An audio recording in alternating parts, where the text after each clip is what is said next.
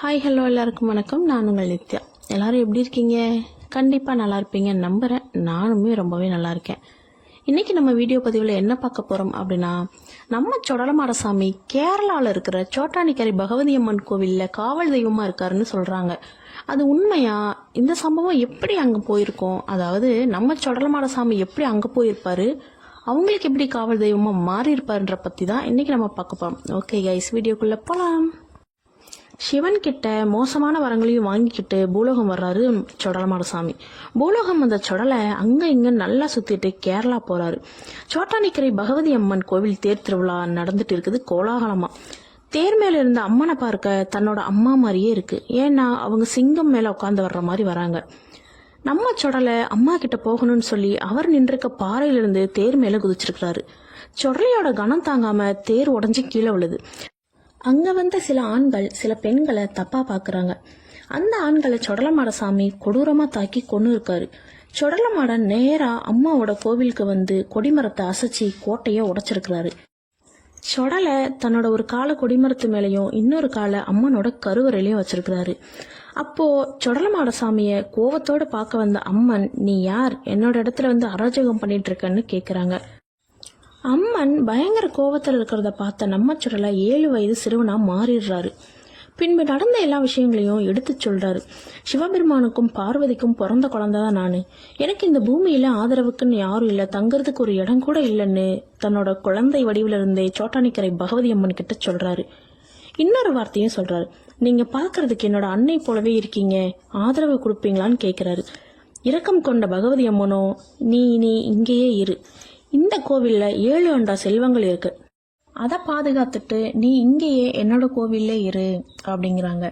பின்பு என்னோட தேரை உடைச்சதுனால உனக்கு நான் தேரடி மாடன்னு பெயர் சுடுறேன்னு சொல்றாங்க. எனக்கு படைக்கிற உணவே உனக்கும் படைப்பார்கள்னு சொல்றாங்க. அதுக்கு சொடலையோ, அம்மா உங்களுக்கு உப்பில்லாத பச்சரிசி பொங்கல் ஒரு கைப்பிடி கொடுத்தா போதும், உங்களுக்கு பசியாரும், ஆனா இது எனக்கு பத்தாதுன்னு சொல்றாரு. தனக்கு தலவாழை இலை போட்டு அதுலதான் உணவு படையல் வைக்கணும்னு சொல்லியிருக்கிறாரு. பகவதி அம்மனோ சரின்னு சொல்லியிருக்கிறாங்க. ஒரு கட்டத்துக்கு மேல பகவதி அம்மன் கோவிலுக்கு யாராவது கெட்ட எண்ணத்தோடு வந்தாங்க அப்படின்னா அவங்களை கொன்னு அவங்க ரத்தத்தை குடிக்க ஆரம்பிச்சிருக்கிறாரு.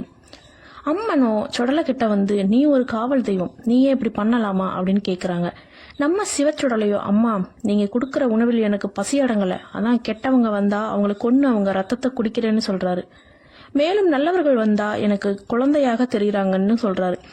ஆனா தீய எண்ணம் கொண்டு வர்றவங்களை கொன்னு என்னோட பசிய அடக்கிக்கிறேன்னு சொல்றாரு. தீய எண்ணம் கொண்டவர்களாக இருந்தாலும் அவர்களை காப்பாற்றும் கடவை உனது அப்படின்னு சோட்டானிக்கரை பகவதி அம்மன் சொல்றாங்க. சரி, உங்களுக்கு உச்சிக்கால பூசை நடக்கும்ல, அப்போ எனக்கு ஒரு சேவல் பலி கொடுக்க சொல்லுங்கன்னு சொடலை கேட்கிறாரு. அதோடு செவ்வாய் வெள்ளி எனக்கு அசைவ படையல் போடுங்கன்னு சொல்றாரு. சிவச்சுடலை சொல்றதை பார்த்து சோட்டானிக்கரை பகவதி அம்மன் ஆடி போறாங்க. ஏன்னா அது ஒரு சைவ கோவில். மீண்டும் ஒரு வார்த்தை சொல்றாரு. உங்க தேர் புறப்படும் முன் எனக்கு காவு கொடுக்க சொல்லுங்க, அப்படி செஞ்சா நான் யாரையும் தொந்தரவு பண்ண மாட்டேன்னு சொல்றாரு. அம்மனுக்கு கோபம் கண்ட்ரோல் பண்ண முடியாம இருக்கு. இது சைவ கோவில்னு சொல்றேன்ல, திரும்ப திரும்ப இதையே சொல்லிக்கிட்டு இருக்க அப்படின்னு அம்மன் கோவப்படுறாங்க. நீ ரத்த காவு கேட்பது சரியில்லைன்னு சொல்றாங்க. உடனே நீ இந்த இடத்துல இருந்து கிளம்பணும்னு சொல்றாங்க. சொடலையோ யோசிக்கிறாரு. தன்னோட அன்னைக்கு பிறகு நம்மளை அரவணைச்சு வச்சது இந்த தாய் தான், நம்மளும் கொஞ்சம் அடங்கிதான் போயிருக்கணும்னு நினைக்கிறாரு. சரி அன்னையே, செவ்வாய் வெள்ளி மட்டும் எனக்கு விடுமுறை வேணும்னு சொல்றாரு. நான் என்னோட பசியை தீர்க்க வெளியில போயிருவேன், மீண்டும் உங்களுக்கு காவல் தெய்வமா இங்க வந்து நிப்பேன்னு சொல்றாரு நம்ம சொடலை. அம்மனோ சரின்னு சொல்றாங்க. வாரத்துக்கு 2 நாட்கள் சொடலை சுடுகாட்டுக்கு போய் வர்றத வழக்கமா வச்சிருக்கிறாரு. அப்படியே பல வருடங்களும் போகுது. அப்போ கேரளாவில 1008 புலன்மார்கள் வாழ்ந்து வர்றாங்க. அதுல ஒருவன் காளி பழையன்னு இருக்கான். அவன் காளியின் அருளால ரொம்ப சக்தி வாய்ந்தவனாகவும் இருக்கான். அவனுக்கு ஒரு பெண் குழந்தை இருக்கு. அந்த குழந்தையை ரொம்ப பாதுகாப்பா செல்லமா வளர்த்துட்டு வர்றான். தன்னோட பெண்ணோட தலை முதல் கால் வரை நகைகளை போட்டு பார்க்கணும்னு ஆசைப்படுறான். அவனுக்கோ எதையும் நேர்வழியில் சம்பாதிக்க ஆசை இல்லை, குறுக்கு வழியில தான் தேடுவான். பகவதி அம்மன் கோவில்ல 7 அண்டா செல்வம் இருக்கிற விஷயத்த அவனுக்கு தெரிய வருது. ஆனா அந்த அம்மனோட கோவில்ல தேரடி மாடன்னு சொல்லி ஒரு ஆக்ரோஷ தெய்வமும் காவல் தெய்வமா இருக்குன்னு அவனுக்கு தெரிய வருது. இந்த தெய்வம் செவ்வாய் வெள்ளி 2 நாளும் தன்னோட பசியை தீர்த்துக்க குறிப்பிட்ட நேரத்துல கிளம்பி போயிருதுன்னு அவனுக்கு தெரிய வருது. தன்னோட மாந்திரிக பூஜையால அங்க இருக்கிற அனைத்து நபர்களையும் கண்ணை கட்டிட்டு அந்த 7 அண்டால ஒரு அண்டா நகையை திருடிட்டு வந்து தன்னோட பொண்ணு கையில கொடுத்துருக்கான். அவளோ தனக்கு அப்பா நகையெல்லாம் சேர்த்து வாங்கிட்டு வந்திருக்காருன்னு சொல்லி தன்னோட உடம்புல போட்டு அழகு பார்க்கிறா. தன்னோட பசியை தீர்த்துட்டு சொடலை கோவிலுக்கு வராரு. கோவில் வந்து நின்ன உடனே புரிஞ்சுக்கிறாரு தன்னோட 7 அண்டால ஒரு அண்டா நகைய காணோம்னு. யாரு எடுத்தாங்கன்னு அவரோட கண்ணில் தெரியுது. தெரிஞ்ச உடனே அந்த மந்திரவாதி வீட்டுக்கு போறாரு. போகும்போது அந்த மந்திரவாதியோட பொண்ணு இசக்கி தான் அங்க இருக்கிறா. அந்த இசக்கி தன்னோட உடம்பு ஃபுல்லும் நகையோட இருக்கிறா. இதை தெரிஞ்சுக்கிட்ட சொடலமாடசாமி நேரடியா போகாம ஒரு வயதான கிழவரோட உருவத்துல போறாரு. யாசகம் பெறுவது போல முனிவர் ரூபத்துல தான் போயிருக்காரு. போனவர் மாந்திரிகவாதி அங்க இல்லைன்றதை தெரிஞ்சுக்கிட்டு அந்த பொண்ணை பயமுறுத்தல எதுவும் பண்ணல. பட் சொடலையோட குழந்தை அந்த இசக்கியோட வயிற்றுல வளர்ற மாதிரி பண்ணிட்டு வந்திருக்கிறாரு. இதை செஞ்சும் தன்னோட கோபம் அடங்காதனால அந்த மாந்திரிகவாதியை தேடி போறாரு சொடலை. இந்த மந்திரவாதிக்கோ தன்னோட வீட்டுல ஏதோ தப்பா நடக்குதுன்னு தோணி இருக்குது. அதனால தன்னோட வீட்டுல என்ன நடக்குதுன்றத பாக்கணுன்றதுக்காக வெத்தலை எடுத்து மை போட்டு பாக்குறான். அந்த வெத்தலையில யானை மாதிரி ஒரு உருவம் போகுது, திரும்ப குதிரை மாதிரி ஒரு உருவம் போகுது, பல ரூபங்கள்லயே காட்டுது. அது நிஜ உருவம் என்னன்னு காட்டல.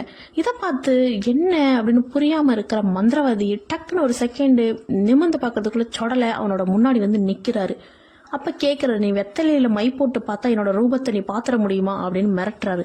தன்னோட அனல் கண்களை அவனோட மேல பதிக்கிறாரு. அவனும் நம்ம செத்தாலும் செத்துருவோமோ கொன்றுமோ இந்த தெய்வம் அப்படின்னு பயந்துண்டு ஒரு வார்த்தை கேட்கறான். உனக்கு என்ன வேணும்னு சொல்லி, நீ என்ன கேட்டாலும் நான் செய்யறேன் அப்படின்னு சொல்றான். நான் என்ன கேட்டாலும் செய்வியா அப்படின்னு சொடலை கேட்கிறாரு. நீ என்ன கேட்டாலும் செய்வேன், தட்டமாட்டேன் அப்படின்னு சொல்றான்.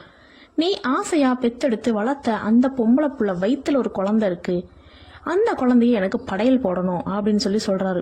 டக்குன்னு திகச்சு போய் பாக்குற இந்த மந்திரவாதி. ஏன் இப்படி பாக்குற, நீ எனக்கு படையல் போடணும், அப்பதான் உன்னோட உயிர் தப்பிக்கும் அப்படின்னு சொடலை சொல்றாரு. இவனும் தன்னோட உயிரை காப்பாத்திக்கணும்ன்ற ஆசையில தன்னோட பொண்ணை மலைக்கு மேல ஒரு கோவில் இருக்கு, வா அங்க போகலான்னு கூட்டிட்டு வர்றான். கூட்டிட்டு வந்தவன் பொண்ணை கொன்னு அதோட வயிற்றுல இருக்கிற குழந்தை எடுத்து சொடலைக்கு படையலா போடுறான். இதுல மனம் நெகிழ்ந்த சொடலை அவனுக்கு கட்டுப்பட்டு மயங்கிடுறாரு. ஒரு கட்டத்துக்கு மேல சொடலை அவன் என்ன சொன்னாலும் செய்யற ஸ்டேஜுக்கு வந்துட்டாரு. சொடலைய தன்னோட கட்டுப்பாட்டுல வச்சுக்கிட்டு அவன் ரொம்ப வசதியானவனா மாறி இருக்கான்.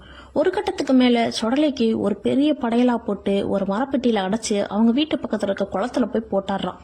கிட்டத்தட்ட ஒரு 30-40 வருஷங்களுக்கு அப்புறம் அந்த குளத்துக்கு இந்த காளி பிள்ளையனோட மனைவி தண்ணி எடுக்க போகும்போது அந்த பெட்டியை பாக்குறாங்க. பெட்டிக்குள்ள என்ன இருக்குன்னு சொல்லி பெட்டியையும் திறந்தும் பாக்குறாங்க. அப்போ பயங்கர ஆக்ரோஷத்தோட இருந்த சொடலை அந்த மனைவிய அங்கேயே கொண்டாடுறாங்க. கொண்டுட்டு நேரா காளி பிள்ளையனோட வீட்டுக்கு வந்து காளி பிள்ளையனையும் கொண்டாடுறாங்க. கொண்டுட்டு தன்னோட நகைகளையும் எடுத்துக்கிட்டு சோட்டானிக்கரை பகவதி அம்மன் கோவிலுக்கு போயிட்டு அங்க வச்சுட்டு காவல் தெய்வமா இருக்கிறாங்க. சொடலை ஆக்ரோஷமா இருக்கிறத பார்த்த பகவதி அம்மன் அவரோட கோவத்தை தனிச்சு வரம் கொடுக்குற தெய்வமா தேரடி சொடலமாட சாமியா அவரை அங்கேயே வச்சிருக்கிறாங்க. இப்பவும் சோட்டானிக்கரை பகவதி அம்மன் கோவில்ல திருவிழா எடுத்து நடத்துறாங்க அப்படின்னா சொடலை கிட்ட உத்தரவு கேட்டுட்டு தான் நடத்துறதா சொல்லப்படுது. நம்ம தென் தமிழகத்துல சொடலமாட சாமி தான் சிலருக்கும் குலதெய்வமா இருக்காருன்னு சொல்றாங்க. யார் யாருக்கு நம்ம சொடலை குலதெய்வமா இருக்காருன்னு கமெண்ட் பாக்ஸ்ல சொல்லிட்டு போங்க. யார் யாருக்கு சொடலை இஷ்ட தெய்வமா இருக்காருன்னு சொல்லிட்டு போங்க. ஓகே காய்ஸ், இந்த பதிவு இதோட முடிஞ்சது. நெக்ஸ்ட் ஒரு பதிவுல நான் வந்து உங்களை சந்திக்கிறேன். அதுவரை நான் உங்கள் Nithya. Tata, bye bye, take care.